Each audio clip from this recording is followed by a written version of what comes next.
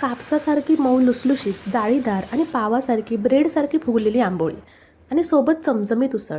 काय ऐकून सुटलं ना तोंडाला पाणी? अहो मंडळी, खरंच सांगते, याची रेसिपी एकदम सोपी आहे आणि सोप्या भाषेत सांगितली आहे. तुम्ही पहिल्यांदा जरी बनवत असाल ना तरी परफेक्टच बनेल. अगदी अचूक वाटीच्या मापाने ही रेसिपी दाखविली आहे, त्यामुळे चुकण्याचा तर प्रश्नच नाही. रेसिपीला सुरुवात करूया, पण त्याआधी मंडळी, तुम्ही ना व्हिडिओ तर पाहता, पण लाईक, कमेंट आणि चॅनलला सबस्क्राईब करत नाही. आपल्या चॅनलवरती येणारी अजून छान छान रेसिपी पाहण्यासाठी आत्ताच चॅनलला सबस्क्राईब करून बेल बटन दाबून ऑल प्रेस करा आणि व्हिडिओ आवडला तर छानसे एक कमेंट करा.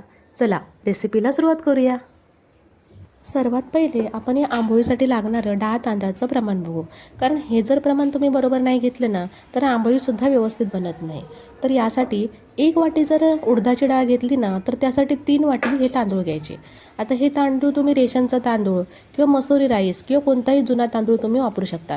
इडली राईस वापरला तर खूप छान. त्याच वाटीने अर्धी वाटी चणा डाळ घेतली. आता या दोन्ही डाळी आणि तांदूळ यामध्ये पाणी घेऊन व्यवस्थित छान 2 वेळा धुवून घेऊया, म्हणजे डाळ तांदळावर जे पावडर वगैरे असेल ना ते सर्व निघून जाईल. आता हे डाळ तांदूळ स्वच्छ धुवून घेतले. आता यामध्ये हे डाळ तांदूळ बुडेल इतकं तसं पाणी ओतायचं. आणि हो, तांदूळ भिजत ठेवताना यामध्ये 1-2 चमचा मेथी टाकायला विसरायचं नाही हां. आता मी तेव्हा मेथी दाणे टाकले नव्हते, म्हणून आता मेथी दाणे स्वच्छ धुवून घेतले आणि ह्या तांदळामध्ये टाकते. आता ही 8 तास किंवा तुम्ही हे डाळ तांदूळ सकाळी भिजत टाकले तर संध्याकाळपर्यंत हे असंच झाकून भिजत ठेवायचं आहे. आता संध्याकाळी ज्या वाटीने आपण डाळ तांदूळ मापून घेतले होते ना त्याच वाटीच्या मापाने बरोबर अर्धी वाटी पोहे घ्यायचे. आता हे पोहे जाड किंवा पातळ तुम्ही कोणतेही घेऊ शकता. आता हे पोहेसुद्धा स्वच्छ धुवून त्यामध्ये पाणी टाकून हे भिजत ठेवायचे. आता पोहे कसे 5-10 मिनटात चांगले भिजतात, म्हणून आपण सकाळी भिजत टाकले नव्हते. आता तुम्ही पाहू शकता हे तांदूळ, मेथी, डाळी व्यवस्थित छान भिजलेत. आता यामधील पाणी काढून आपल्याला हे सगळं छान मिक्सरला लावून घ्यायचं आहे. त्यासाठी मी तांदूळ आणि चणा डाळीमधील पाणी काढून घेतलं आणि तांदूळ आणि चणा डाळ मिक्स करून घेतली. आता एका मिक्सरच्या भांड्यामध्ये भिजलेली थोडी चणा डाळ, थोडे तांदूळ, थोडे भिजलेले पोहे आणि थोडी उडीद डाळ असं सर्व मिक्स करून मिक्सरच्या भांड्यामध्ये घ्यायचं. आणि आता हे वाटण्यासाठी लागणारं पाणी ना मी उडीद डाळ ज्या पाण्यामध्ये भिजत ठेवली होती ना तेच पाणी मी इथे वापरते, म्हणजे पीठ छान आंबतं. आता हे छान बारीक वाटून घेतलं आणि आता ह्या एका मोठ्या टोपामध्ये ओतून घेते. आता हे टोप किंवा भांडं घेताना ना थोडं मोठंच घ्यायचं, कारण हे पीठ जेवढं आपण बनवू ना त्याच्या डबल हे फुगून सकाळी वरती येतं. अशा प्रकारे लागेल तसं पाणी घालून उरलेले सर्व डाळ तांदूळ आणि पोहे मिक्सरला छानपैकी बारीक करून घेतले आणि या टोपामध्ये ओतून घेतलं. आता सर्वात महत्त्वाची स्टेप म्हणजे आता हे सर्व पीठ आहे ना ते सर्व आपल्याला मिक्स करून घ्यायचं आहे. त्यासाठी अशा हातानेच एकाच साईडने असं फेटून घ्यायचं. असं हा हात फिरवताना ना दोन्ही वेगवेगळ्या साईडने फिरवायचा नाही हां, एकाच साईडने असं गोल गोल गोल गोल करत हे छानपैकी फेटून घ्यायचं आहे. तुम्ही आता या पिठाची कन्सिस्टन्सी बघू शकता, किती छान. जसं आपण केकचं बॅटर करतो ना तसंच हे पीठ पण तयार झालं आहे. एवढंच पाणी यामध्ये वापरायचं आहे, यापेक्षा जास्त वापरायचं नाही हां. आता ह्या पिठावरती झाकण ठेवून हे पीठ रात्रभर आपल्याला असंच आंबवण्यासाठी ठेवून द्यायचं आहे. दुसऱ्या दिवशी सकाळी 8-10 तासांनी हे पीठ उघडून बघितलं. मंडळी, हे पीठ तर पहा, जेवढं आपण रात्री ठेवलं होतं ना त्याच्या डबल टिबल फुगून हे पीठ वरती आलं आहे. या पिठाला किती छान जाळी पडली आहे, किती हलकं फुलकं झालं आहे तुम्ही पाहू शकता. आता हे पीठ असं ढवळून छान मिक्स करून घेतलं आणि आपल्याला लागेल तसं एका भांड्यामध्ये आपल्याला काढून घ्यायचं आहे. आता या भांड्यामध्ये ना जेवढ्या पिठाच्या मला आंबोळ्या बनवायच्या आहेत तेवढं पीठ मी यामध्ये काढून घेते. यामध्ये चवीपुरतं मीठ टाकलं. आता हे तुमचं पीठ आंबोळी बनवण्यासाठी तयार आहे. आता उरलेलं जे पीठ आहे ना ते तुम्ही 1-2 दिवस फ्रीजमध्येही ठेवू शकता किंवा त्याचे तुम्ही लगेच आंबोळ्याही बनवू शकता. आता पाहूया या पिठापासून आंबोळ्या कशा बनवायच्या. इथे गॅसवर मी एक भिडाचा तवा गरम करत ठेवला. तुम्ही नॉनस्टिक पॅन देखील वापरू शकता, पण तुम्ही जर हा भिडा वापरला ना तर खूप छान, कारण हा भिडा तब्येतीसाठी सुद्धा खूप छान आहे. आणि हा भिडा एकदा आपण घेतला ना की तो कायमचा होऊन जातो, म्हणजे जेवढा त्याचा आपण वापर करू ना तेवढ्या त्यावर भिड्यावर घावणे किंवा पोळ्या खूप छान येतात. आता एक कांदा असा कट करून घेतला आणि त्यावरती चमचा किंवा काटे चमचा किंवा सुरी असं काहीही रोवून घ्यायचं आणि त्या कांद्याने भिड्याला पूर्ण तेल लावून घ्यायचं. भिडा छान गरम झाला, अशा भिड्यावरून गरम वाफा यायला लागल्या की समजायचं आपला भिडा गरम झाला आहे. की आपलं हे आंबोळीचं बॅटर असं घ्यायचं आणि भिड्यावरती सोडायचं. आता हे आंबोळीचं बॅटर घेताना सुद्धा असं चमच्याने गोल गोल करत ढवळून घ्यायचं आणि मग ते भिड्यावर सोडायचं. आणि हे चमच्याने असंच भिड्यावर थोडंसं असं गोल पसरवायचं, जास्त पसरवायचं नाही हां. कारण आंबोळी ना ही थोडी जाडच असते, डोशासारखी पातळ नसते. वरती 30 सेकंदासाठी झाकण ठेवून घेतलं. जास्त वेळ झाकण ठेवायचं नाही हां, असं ठेवायचं आणि लगेचच झाकण काढायचं.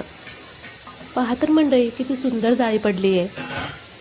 एका साईडने असा काविलता तळाला असा एका साईडने घालून बघितला. बघा किती छान आंबोळी निघते, जरासुद्धा खाली चिकटली नाही आहे. आता ही अशीच आंबोळी पलटून घेतली. आंबोळी या बाजूने सुद्धा मस्त अशी खरपूस भाजून घ्यायची. आंबोळी आता मस्त खरपूस भाजली आहे, तिने बिडा सोडलाय. अशी काविलता एका साईडने टाकल्यावर पटकन आंबोळी निघते, म्हणजे आपली आंबोळी तयार आहे. आता ही आंबोळी आपण काढून घेऊया. एक आंबोळी काढून झाली की परत भिड्याला कांद्याच्या सहाय्याने तेल लावून घ्यायचं आणि दुसरी आंबोळी टाकायची. अशाच प्रकारे सर्व आंबोळ्या करून घेतल्या. चला आता मस्त चमचमीत मालवणी उसळ बनवूया.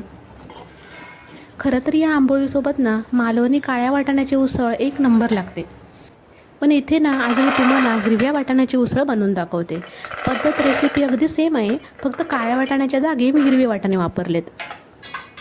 मी हे वाटाणे ना रात्रभर पाण्यामध्ये भिजत ठेवले होते. तुम्ही पाहिजे असतील ना तर वाटाण्यांना मोडही काढून घेऊ शकता. मोड आलेल्या वाटाण्यांची उसळसुद्धा खूप छान होते. आता हे वाटाणे एकदा स्वच्छ पाण्याने धुवून घ्यायचे आणि वाटाणे बुडतील इतपत पाणी ओतून हे कुकरला लावून घ्यायचे. कुकरला लावून ना 3 शिट्ट्या काढून घ्यायच्या. वाटाणे खूप छान शिजतात. पहा मंडळी, कुकरला 3 शिट्ट्या काढून घेतल्या. कुकर थंड झाल्यावर वाटाणे उकडले. पहा वाटाणे किती मस्त शिजलेत. आता उसळीला फोडणी देऊया. फोडणीसाठी एका पातेल्यामध्ये 2 चमचे तेल घेतले. तेल तापल्यावर लसूणच्या 3-4 पाकळ्या ठेचून टाकल्या. लसूणच्या पाकळ्या ठेचूनच टाकायच्या हां, त्यामुळे लसूणची टेस्ट मस्तपैकी उसळीमध्ये उतरते. तेजपत्ताची पानं टाकली. आता मसाले टाकूया. यामध्ये 1 चमचा लाल तिखट घेतलं. आता हे लाल तिखट म्हणजे ना हा मालवणी भाजका मसाला आहे. तुम्ही जो रोज जेवणात वापरता ना तो मसाला घेतला तरीही चालेल. 1 चमचा धना पावडर घेतली. अर्धा चमचा गरम मसाला घेतला. हा गरम मसालासुद्धा ना सर्व खडे मसाले आणून याची घरीच पावडर बनवली आहे. मसाले एकदा छान तेलात परतून घेतले आणि यामध्ये मालवणी कांद्या खोबऱ्याचं वाटण टाकलं. आता हे मालवणी कांद्या खोबऱ्याचं वाटण कसं बनवायचं हे जर तुम्हाला माहिती नसेल ना तर याचासुद्धा व्हिडिओ आपल्या चॅनलवरती आहे. लिंक या व्हिडिओच्या डिस्क्रिप्शनमध्ये देते. व्हिडिओ पाहिला नसेल तर नक्की पहा. आता हे वाटणसुद्धा मस्तपैकी तेलामध्ये परतून घेतलं. आता यामध्ये आपण उकडून घेतलेले वाटाणे टाकायचे. आता इथे मी सगळे वाटाणे यामध्ये टाकत नाही आहे. यामधील वाटाण्यामधलं थोडं पाणी टाकलं आणि यामध्ये थोडेच वाटाणे मी याच्यामध्ये टाकते. आता हे जे उरलेले वाटाणे आहेत ना ते एकदा मिक्सरला फिरवून घेते आणि यामध्ये टाकते. यामुळे उसळ थोडी घट्टसुद्धा होईल आणि या उसळीला चवसुद्धा खूप छान येईल. आता यामध्ये ना थोडं आपल्याला पाणी टाकायचं आहे. त्यासाठी ज्या मिक्सरच्या भांड्यामध्ये मी वाटाणे बारीक केले होते ना त्याच मिक्सरच्या भांड्यामध्ये मी पाणी घेतलं आणि तेच पाणी यामध्ये ओतलं. चवीपुरतं मीठ टाकायचं. आता या उसळीला छानपैकी उकळी यायला देऊया. पहा आता उसळीला उकळी यायला चालू झाली आहे. मंडळी खरंच सांगते, अशा पद्धतीने एकदा तुम्ही वाटाण्याची उसळ करून पहा, खूप छान होते. अशी ही उसळ आंबोळीसोबत, वड्यांसोबत किंवा भातासोबतसुद्धा ना खूप छान लागते. तयार आहे मस्त मालवणी चमचमीत वाटाण्याची उसळ आणि आंबोळ्या. मंडळी आजचा व्हिडिओ तुम्हाला थोडा जरी उपयुक्त वाटला ना तरी एक लाईक आणि तुमचे मित्रमैत्रिणी नातेवाईकांना शेअर करा. आणि हो, जाता जाता आपल्या चॅनलला सबस्क्राईब करून नक्की जा, तरच तुम्हाला आपल्या चॅनलवर येणारे नवनवीन व्हिडिओ पाहता येतील.